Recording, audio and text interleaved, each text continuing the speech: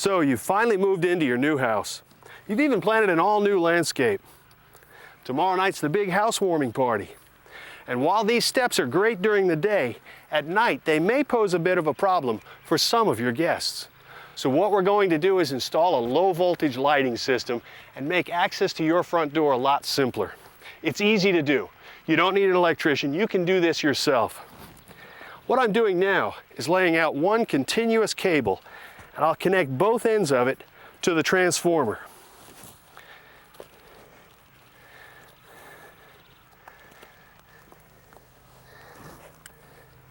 I've already pre-drilled a hole in the wall, and I'll press both ends of this wire through it, connect them to the transformer. And the reason I connect both ends is so that the first light and the last light are the same brightness.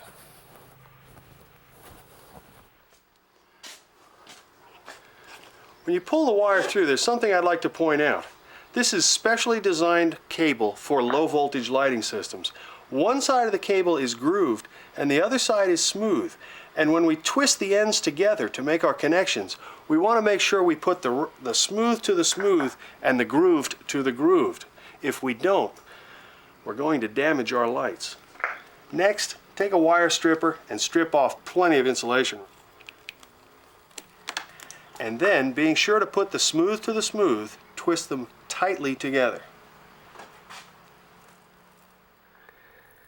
With our wires tightly twisted together, connecting them to the power source, the transformer, is easy. Simply slide it under the connectors and tighten down the screws.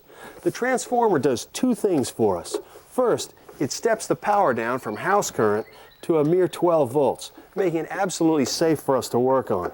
The other thing it does is it has a timer in it that turns the lights on at dusk and turns them off at 1 a.m.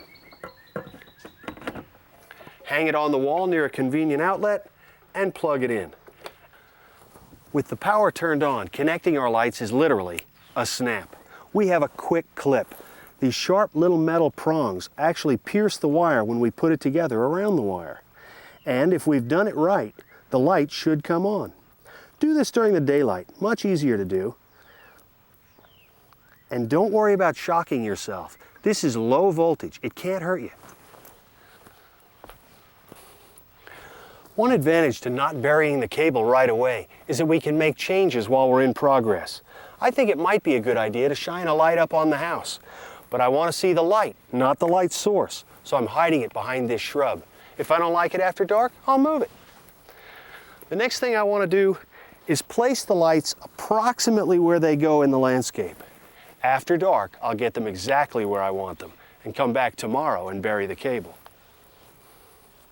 That looks good. Notice that we've illuminated the front of the step. That's the part that we want well lit. This light is positioned just fine. I'm not too sure about the spotlight on the brick wall. I think I'll reserve my judgment. But all things considered, I think we've illuminated this walk quite nicely. Tomorrow, in full daylight, we'll bury the cable.